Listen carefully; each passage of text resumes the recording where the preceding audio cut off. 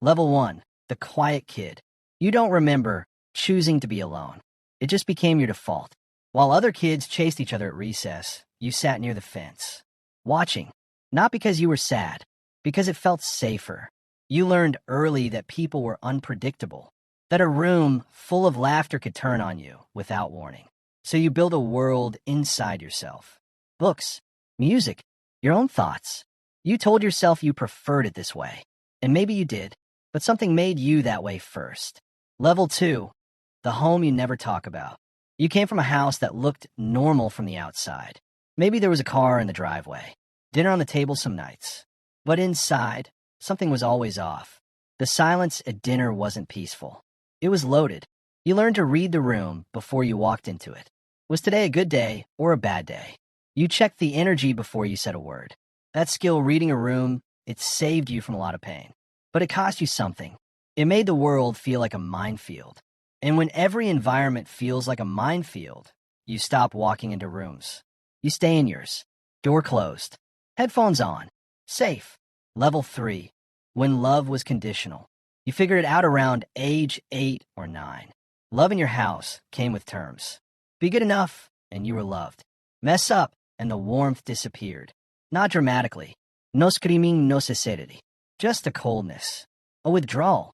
You do something wrong, and suddenly the person you needed most became a stranger. So you adapted. You became careful. Measured. You stopped showing too much emotion because emotion got you in trouble. You stopped asking for too much because wanting things led to disappointment. You became self-sufficient not because you were strong, but because needing people hurt too much. That's still true now. You just don't say it out loud. Level 4, the invisible child. Maybe no one hit you. Maybe there was no dramatic trauma to point to. But you were invisible. Your achievements went unnoticed. Your pain went unacknowledged. You could be struggling, and the room moved on around you like water around a stone. You started to believe that your inner world didn't matter to anyone else. So you stopped sharing it. You kept it locked inside. And that inner world, the one nobody asked about, became your kingdom. Rich, complex, entirely yours. You read between every line. You noticed things other people missed. You felt everything deeply, but showed almost nothing. People called you mysterious. Really, you were just trained to disappear. Level 5, the social exhaustion begins. Now you're older. Teenage years. Maybe early 20s. And socializing doesn't come naturally. It comes with a performance. You show up. You smile. You say the right things. But inside, you're calculating every word before it leaves your mouth.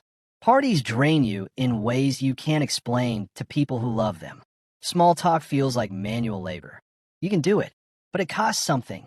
After every social event, you need hours alone just to feel like yourself again. People think you're antisocial. You're not. You're exhausted. Because you never learned that being around people could feel safe.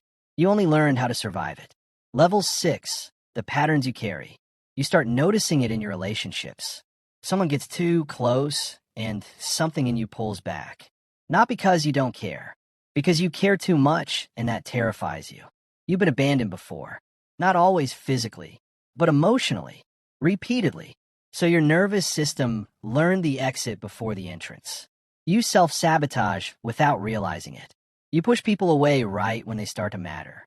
Then you're alone again. And alone feels familiar. Familiar feels safe, even when it hurts. You mistake comfort for happiness. And the cycle tightens. Level 7, the strength inside the wound. Here's what nobody tells you. The very thing that isolated you made you formidable. You developed emotional intelligence most people never earn. You can read people like a document. You can sit with discomfort. You don't need validation to move forward. You built an entire internal world, and you maintain alone. That's not weakness. That's rare. The people who burn the brightest in history, the writers, the thinkers, the builders, many of them had childhoods exactly like yours. Not because pain is beautiful, but because surviving it forced you inward. And inward is where the real work happens. Level 8, the reckoning. But here's the part you've been avoiding. Solitude is healthy. Isolation is a prison. And sometimes you don't know which one you're in.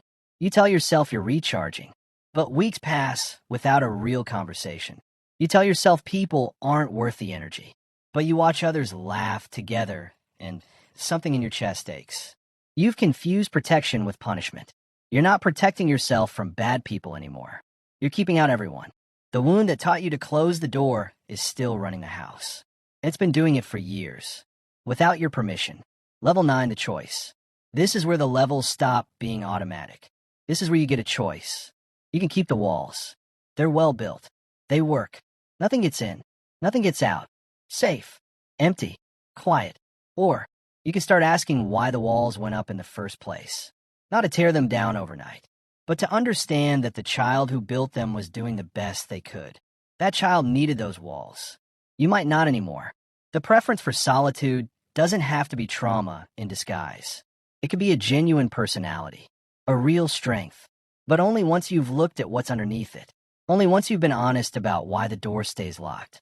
Final level 10. Who you actually are. You were never broken.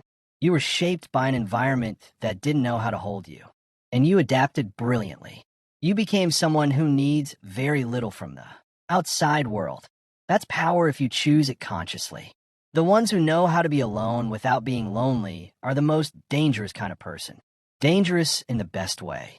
They can't be manipulated by attention. They can't be controlled by approval. They don't need a crowd to feel like they matter. But they had to walk through fire to get there. You walked through that fire. Maybe you're still walking.